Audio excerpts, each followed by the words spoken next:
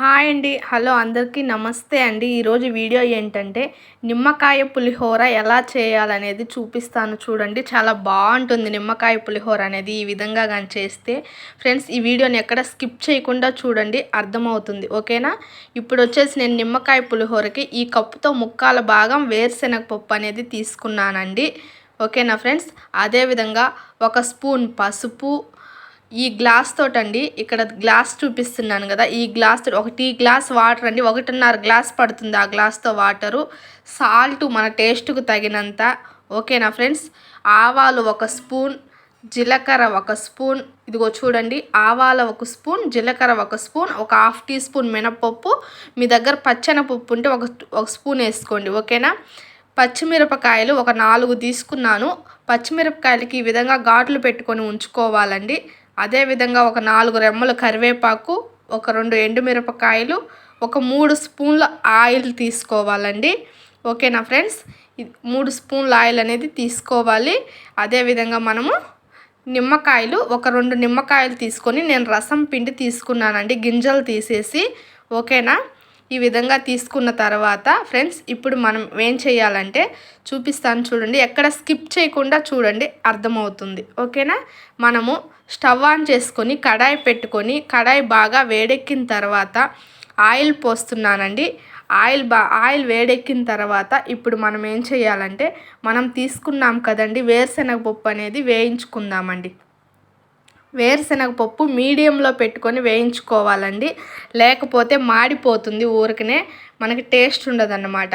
అదొక మాడు వాసన వస్తుంది పప్పు తగిలేటప్పుడు, తినేటప్పుడు. ఓకేనా ఫ్రెండ్స్? మీడియంలో పెట్టుకొని వేయించుకోవాలి. నేను చూపిస్తున్నాను చూడండి ఇక్కడ.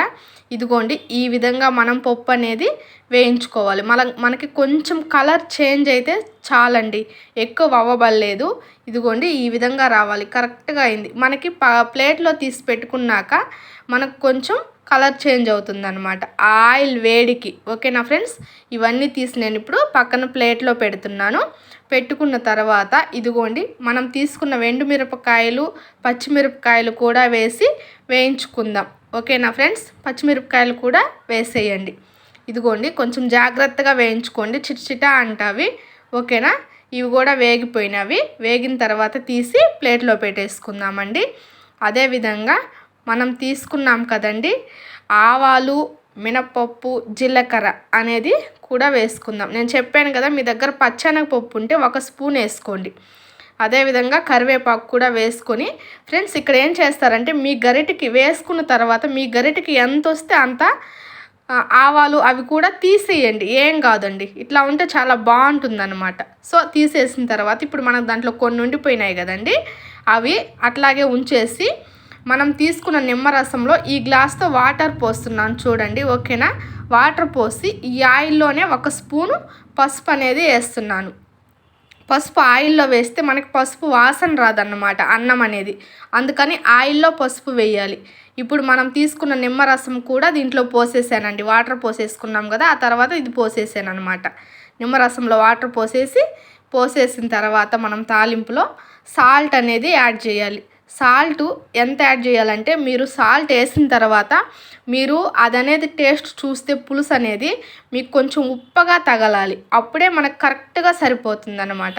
అదేవిధంగా మనం మిగిల్చి పెట్టుకున్నాం కదా కరివేపాకు, అది కూడా వేసుకోవాలి ఫ్రెండ్స్. ఓకేనా? మనం మిగిల్చి పెట్టుకున్న కరివేపాకు కూడా వేసుకొని అందులో మీరు ఎండుమిర్చి వేసుకోండి, వేసుకోకపోండి, అది మీ ఇష్టం. ఎందుకంటే వేసుకున్నారంటే కొంచెం పులుపు దాంట్లోకి పోయి మనకి తినేదానికి కొంచెం బాగుంటుంది. కొంతమంది ఎండుమిరపకాయలు బాగా తింటారు కదా, వారి కోసం. ఓకేనా? ఇప్పుడు నేను ఇంకొక 1/2 గ్లాస్ వాటర్ అనేది పోస్తున్నాను. ఇప్పుడు ఈ 1/2 గ్లాస్ వాటర్ కూడా పోసిన తర్వాత ఇప్పుడు మనం ఏం చేయాలంటే, ఇప్పుడు అంతా ఒకసారి టేస్ట్ చూసుకుందామండి. పులుసు ఉప్పు సరిపోయిందా లేదా అనేసి మనం చూసుకోవాలి. ఓకేనా? సరిపోయిందా లేదని కరెక్ట్గా నేను చెప్పాను కదా, ఉప్పు కొంచెం ఎక్కువగా తగలాలి మనకి. ఇది ఈ విధంగానే ఉడికించుకుంటూ ఉందామండి మీడియంలో పెట్టుకొని. ఇప్పుడు మనం అన్నం తీసుకున్నాం కదండి, రైస్ తీసుకొని ఈ రైస్ అనేది మనం చల్లారబెట్టుకోవాలి, బాగా చల్లారిపోవాలండి. ఇది మామిడికాయ పులిహోర లాగా కాదండి, లెమన్ రైస్కి వచ్చేసి పూర్తిగా చల్లారాలి అన్నం అనేది. ఇప్పుడు మనం చూడండి, అది చల్లారేలోపు ఇక్కడైతే మనకి పులుసు అనేది బాగా ఉడికిపోయింది చూడండి. చాలా అంటే చాలా బాగా ఉడికిపోయింది. మనం ఇంచుమించు 2 గ్లాసుల దాకా 1.5 గ్లాసు వాటర్ తీసుకున్నాం, 2 నిమ్మకాయలు తీసుకున్నాం కదండి, నిమ్మరసం 2 కాయలది. ఇదిగోండి చూడండి ఎంత అయిపోయిందో. ఒక గ్లాస్కే వచ్చేసింది కదా మొత్తం. అయితే ఒక గ్లాస్ కూడా ఉండదండి. ఈ విధంగా వచ్చిన తర్వాత స్టవ్ ఆపేసుకొని మనం తీసుకున్న రైస్ చూడండి పొడి పొడిగా వచ్చింది, చాలా పొడి పొడిగా వచ్చింది. ఇప్పుడు పులుసు తీసుకొని మీరైతే కొంచెం కొంచెం వేసుకొని కలుపుకోండి, ఓకేనా. ఇదిగోండి నేనైతే ఇలాగే వేస్తున్నాను, మీరు గరిటె తీసుకొని వేసుకొని కలుపుకోండి, ఓకేనా ఫ్రెండ్స్. ఇది మొత్తం మనం అనేది ఒక సైడ్ నుంచి కలుపుకోవాలండి. ఎప్పుడైనా సరే పులుసన్నాలు కలిపేటప్పుడు అది ఏ రైస్ అయినా సరే రైస్ చేసినప్పుడు ఒక సైడ్ నుంచి కలుపుకోవాలి, లేకపోతే మనకు అన్నం అనేది విరిగిపోతుంది. అప్పుడు మనం ఏంటంటే రైస్ తినేటప్పుడు బాగుండదు అనమాట, కొంచెం మెత్తగా ఉడికినట్టు అవుతుంది. అందుకని అన్నం నలగకుండా కలుపుకోవాలి, ఓకేనా. ఇదిగో చూడండి నేను ఇక్కడైతే మొత్తం కలుపుతున్నాను, కలిపి మీకు చూపిస్తాను చూడండి. వీడియోని ఎక్కడ స్కిప్ చేయకుండా చూసినట్లయితే మీకు అర్థమవుతుంది ఫ్రెండ్స్, ఓకేనా. ఇదిగోండి ఈ విధంగా అయితే కలుపుకోవాలి ఫ్రెండ్స్. ఒక రిక్వెస్ట్ ఏంటంటే మన వీడియో కానీ మీకు నచ్చినట్లయితే ఖచ్చితంగా ఛానల్ని సబ్స్క్రైబ్ చేసుకొని సపోర్ట్ అయితే చేయండి, ఓకేనా. ఇదిగో చూడండి ఇక్కడైతే నేను మొత్తం అనేది కలిపేసాను. కలిపేసుకున్న తర్వాత పులుసు ఇదిగోండి మనం తీసుకున్నాం కదండి పప్పులు, వేరుశెనగ పప్పులు అన్నీ వేయించి పెట్టుకున్నాం కదా, వాటిల్లోంచి ఇప్పుడు పచ్చిమిరపకాయల వరకు తీసి పక్కన పెట్టేసుకొని ఇవి మొత్తం కలుపుకునేసేయండి, ఓకేనా. ఎండుమిర్చి తీసి పక్కన పెట్టుకునేది పెట్టుకోకపోతే మీ ఇష్టం అండి. నేనైతే ఇది కూడా తీసి పక్కన పెడుతున్నాను. ఇప్పుడు మొత్తం అనేది మనం కలుపుకునేసేద్దాం. కలుపుకున్న తర్వాత చూడండి మీకు ఎంత బాగా వస్తుందో, చాలా పర్ఫెక్ట్గా వచ్చిందండి పులుసు అన్నం. అది ఇదే విధంగా చేయండి. లెమన్ రైస్ చాలా అంటే చాలా బాగుంటుంది, ఓకేనా ఫ్రెండ్స్. చూడండి చాలా అంటే చాలా బాగా వచ్చింది. ఇదిగో చూడండి ఎంత బాగా వచ్చిందో ఫ్రెండ్స్. ఈ వీడియో కానీ మీకు నచ్చినట్లయితే వీడియోకి అయితే ఒక లైక్ అయితే ఇవ్వండి. ఇంతకుముందు ఉన్న వీడియోలు కూడా చూడండి ఫ్రెండ్స్. మీరు కానీ లైక్ చేసినట్లయితే వీడియో అనేది చాలా మందికి రీచ్ అవుతుందన్నమాట, ఓకేనా. అందుకని ఒక లైక్ అయితే ఇచ్చి సబ్స్క్రైబ్ చేసుకోండి, ఓకేనా ఫ్రెండ్స్. ఈ వీడియోని అయితే కంపల్సరీ చూడండి, చూసి ఎలా వచ్చిందనేది మీకు కింద కామెంట్ సెక్షన్లో కామెంట్ అయితే చేయండి, ఓకేనా ఫ్రెండ్స్. ఖచ్చితంగా అయితే ట్రై చేయండి ఫ్రెండ్స్. వాయిస్ ఓవర్ ఇచ్చేటప్పుడు కొన్ని వస్తుంటాయి, అది కొంతమంది ఏదో అనుకుంటున్నారు కదా.